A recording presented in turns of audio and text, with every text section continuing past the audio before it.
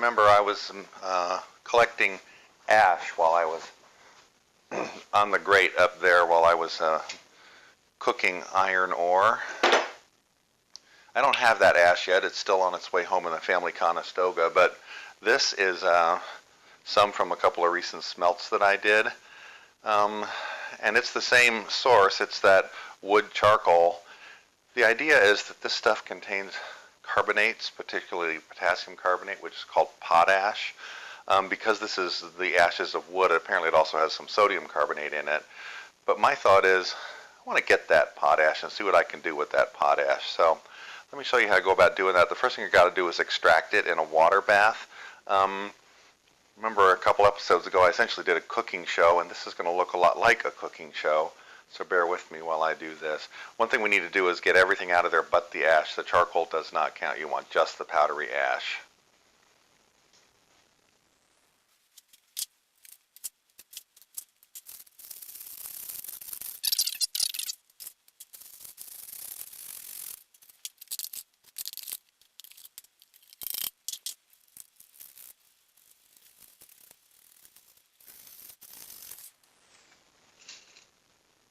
Not bad, actually. I got not that much residue. Bubble, bubble, toil and trouble. There's not that much water in here, but the problem is any water that I put in here, I have to evaporate off, so I'm going to settle for not too much water to go with in the beginning. All right, we'll let that settle out maybe overnight, and then we'll pour off the water, filter it, and see if we can't crystallize something out of it. More to come. This is the ash that I put in the water a couple of days ago. I've been stirring it intermittently, and now it's time to pour it off, because what I want is to extract something out of this ash, and that stuff is called potash. Potash is, I think it's calcium carbonate. I'll have to look it up just to be sure. And it's actually a substance that gives potassium its name. It comes from the removal of potash from ashes. Now this is wood ash, and apparently wood ash has a tendency to have a little more sodium carbonate in it as opposed to the ashes of other plants. But what we're going to do now is we're going to decant this stuff off of the ashes as carefully as we can, and then we'll move on. I'm getting some ash. I'm just going to have to deal because I'm going to filter this stuff anyway. And the minute I move the thing, the ash stirred up. So I'm just going to get as much as I can with as little ash as I can, and then I'll deal with the filtration after that.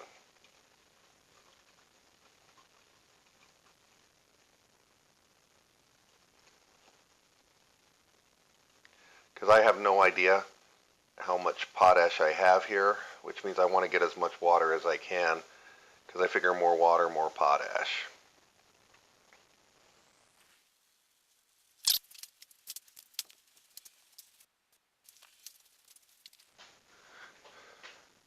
I bought these from a guy named Niall Red.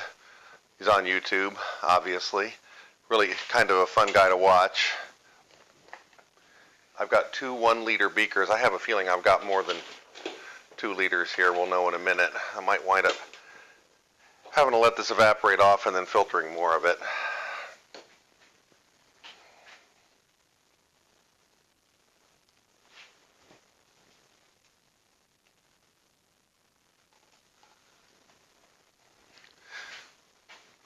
I'm hoping this is a relatively straightforward process.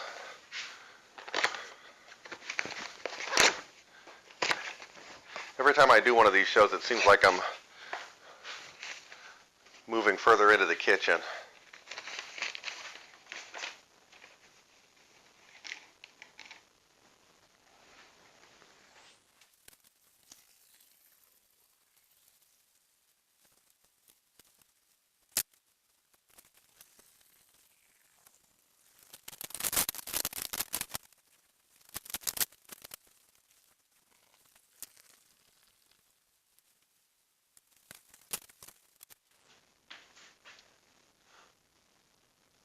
It's got the solid character of something I would have produced after, say, the end of a long football game.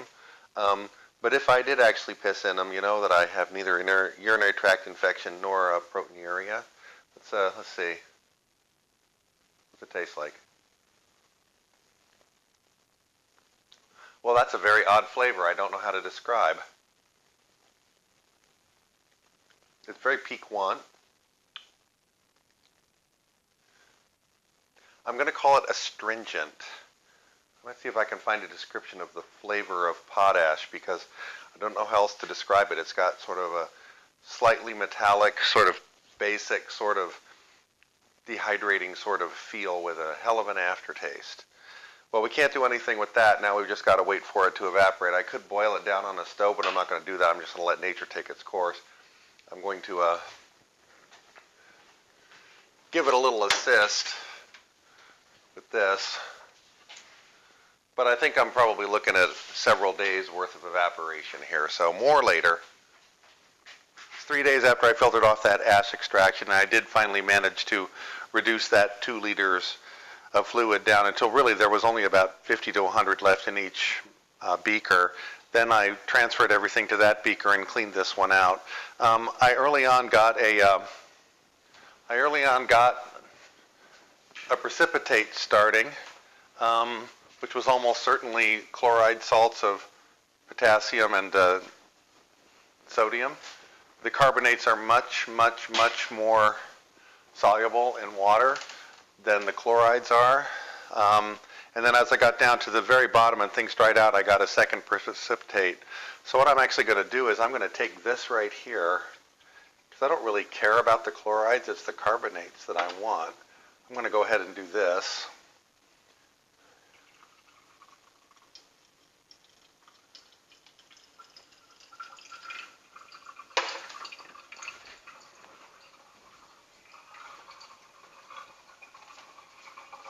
I want to get as much carbonate as I can,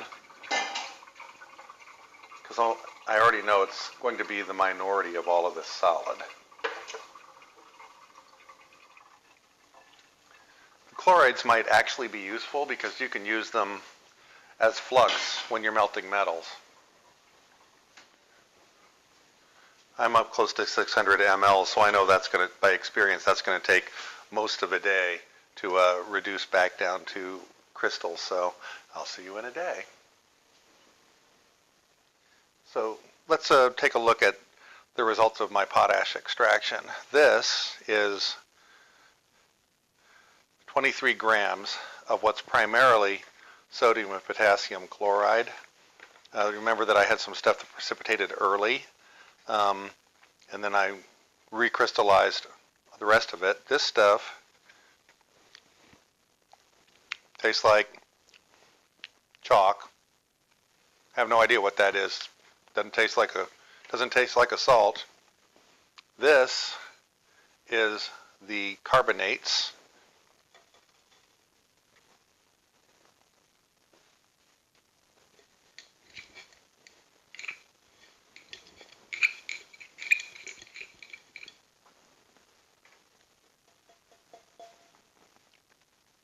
.31 grams of carbonates. So potash is this plus the carbonates. Still not sure what that is. The carbonate is what I really wanted for a couple reasons. One is that you can use that to do a reduction reaction and derive up potassium metal, which I'll probably try, even though it probably won't work. The other thing is that you can use it to make glass, so that might be kind of fun. It tastes like shit. It's definitely what it's supposed to be, though. It's kind of soapy and sour at the same time. That's a carbonate. And it's also a base, so it's kind of great. It's like saponifying the fats in my tongue. Well, anyway, I did learn a couple of things. Number one is I actually can get potash out of ashes. The other thing is I don't need nearly 2 liters of fluid to do it. It took me 6 days to drive that 2 liters of fluid off. I can just use a quarter of that because this stuff is incredibly soluble in water. It's like 120 grams per 100 mLs of water, so I don't need anywhere near 2 liters if I'm only going to get 30 grams out. So I'll probably try like 500 mLs or something and then like wring those things dry. I'm going to go ahead and wrap this one up ask you to like and subscribe. Tell your friends. I have plans for this stuff.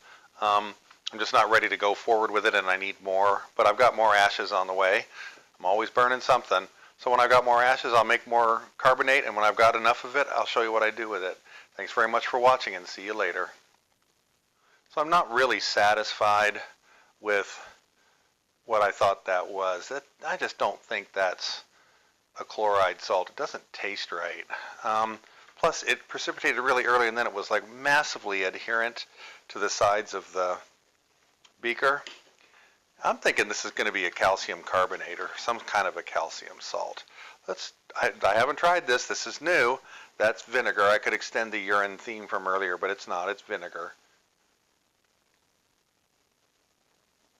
Well, look at that. Here, I'm going to focus in on that.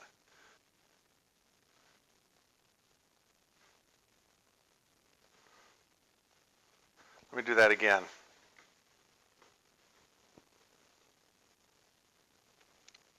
See that? That's calcium carbonate. Or it could be magnesium carbonate, but either way, it's a carbonate. Probably calcium or magnesium. They're both present in potash. Okay, that's it for this episode. Thank you very much for watching. We'll see you later, and have a great day.